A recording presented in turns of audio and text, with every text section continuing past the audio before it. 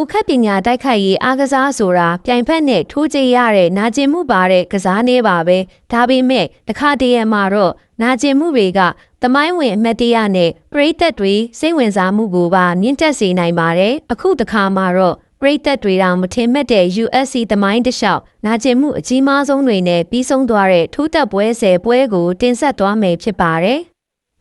နံပါတ်10ကတော့2022မှာကျင်းပတဲ့ UFC နဲ့ရ84ပွဲမှာမိုင်းဂေချန်လာနဲ့တိုနီဖာဂူဆန်တို့ထိုးသက်ပွဲပဲဖြစ်ပါတယ်။အဲ့ဒီထိုးသက်ပွဲမှာမိုင်းဂေချန်လာကပြိုင်ဖက်တိုနီဖာဂူဆန်ကိုမျက်နှာတိတ်တဲ့တွင်ရှေ့ဘက်ကနေကန်ချပြီးတိုနီဖာဂူဆန်ကချက်ချင်းမှောက်သွားပြီးတတိပါခဏလစ်သွားပါတယ်။ UFC သမိုင်းရဲ့အကျဉ်းဆုံးအမှောက်သိမ်းပွဲတွေမှာတစ်ခုအပါအဝင်ဖြစ်သွားပါတယ်။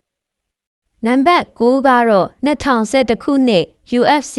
129မှာကျင်းပတဲ့ Mac Homini နဲ့ Jose Aldo တို့ထိုးသက်ပွဲမှာပြိုင်ဘက် Jose Aldo ရဲ့ထိုးချက်ကြောင့် Mac Homini ရဲ့နဖူးကဟောင်းလာပြီးမျက်စိမမြင်နိုင်အောင်ဖြစ်သွားပါတယ်။ဆရာဝန်ရဲ့ဆေးစစ်ဆေးချက်ကအဆင်ပြေတဲ့အတွက် Mac Homini ကအပြီးတိုင်ဆက်လက်ထိုးသက်တော်လဲအမှတ်နဲ့ရှုံးသွားခဲ့ပါတယ်။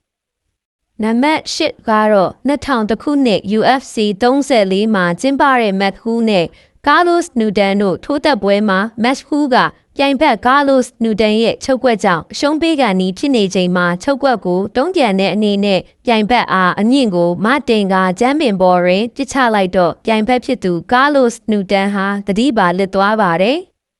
နံပါတ်9ကတော့2008ခုနှစ် UFC Fight Night ပွဲမှာ Corey He ရဲ့ခြေထောက်ကနာမည်ကြီးဖိုင်နာစီပါကျိုးကူးသလိုခြေထောက်ကျိုးသွားပါတယ်။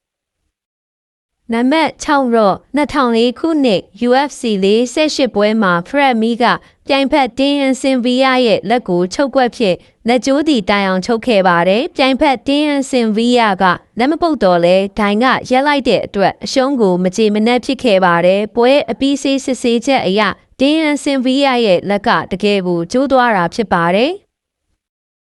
နံပါတ်9ကတော့2022ခုနှစ်လန်ဒန်မှာကျင်းပတဲ့ UFC ပွဲမှာတိုအန်အာစပီနေကပြိုင်ဘက်ကိုခြေချောင်းနဲ့ကန်ပြီးနောက်ပြန်ဆုတ်ချိန်တွင်မိမိကိုယ်ကိုမိမိဒူးထိခိုက်သွားပါတယ်။တကယ်ဖြစ်သွားတဲ့အချိန်ကပွဲရဲ့15စက္ကန့်အတွင်းမှာဖြစ်တဲ့အတွက်တကယ်ထိုးသက်ပွဲမစတင်ခင်မှာပဲပွဲကပြီးဆုံးသွားပါတယ်။နံပါတ်4ကတော့2014ခုနှစ် UFC 180ပွဲမှာ Leslie Smith ရဲ့နားကပြိုင်ဘက်ဂျယ်စီကအိုက်ရဲ့ထိုးချက်ကြောင့်ပောက်ကွဲသလိုဖြစ်ခဲ့ပြီးနားရင်းကနေတွေးထွက်ယုံလာတဲ့အတွက်ဆရာဝန်ကပြိုင်ပွဲကိုရပ်လိုက်ပါတယ်။နံပါတ်3ကတော့2021ခုနှစ် UFC 164ပွဲမှာ Conor McGregor ကပြိုင်ဘက် Dustin Poirier ကိုခြေကန်ရာတွင်မိမိခြေထောက်ကမထင်မှတ်ပဲကျိုးသွားကဆက်လက်မထိုးသက်နိုင်တော့ပဲရှုံးသွားပါတယ်။နံပါတ်2ကတော့2021ခုနှစ် UFC 159ပွဲမှာအာဂျန်မိတ်စတာလင်ကိုပြိုင်ဘက်ပတ်ထရီရန်ကစီမျိုးပေါင်မဝင်တဲ့နစ်စနေဖြစ်တဲ့ပြိုင်ဘက်ဂျမ်းပင်ဘောလဲနေချိန်မှာသူနဲ့တိုက်တဲ့အတွက်အာဂျန်မိတ်စတာလင်ကဆက်လက်မထိုးသက်နိုင်တော့ပဲဒိုင်ကပတ်ထရီရန်ကိုစီမျိုးပေါင်ဖောက်ဖျက်မှုနဲ့ရှုံးစေခဲ့ပါတယ်။နံပါတ်2ကတော့2013ခုနှစ်ဒီဇင်ဘာလမှာကျင်းပတဲ့ UFC ပွဲမှာအာဒန်ဆာစီဘာကပြိုင်ဘက် Chris Weidman ကိုခြေကန်ရာတွင် Chris Weidman ကပြန်လည်ခုခါပြီးခြေကန်သူဖြစ်တဲ့စီဘာရဲ့ခြေချောင်းကပဲကျိုးသွားခဲ့ပါတယ်။ဒီဒဏ်ရာကတော့ UFC သမိုင်းမှာအကျဉ်းဆုံးဒဏ်ရာလို့ပဲမှတ်ယူကြတာဖြစ်ပါတယ်။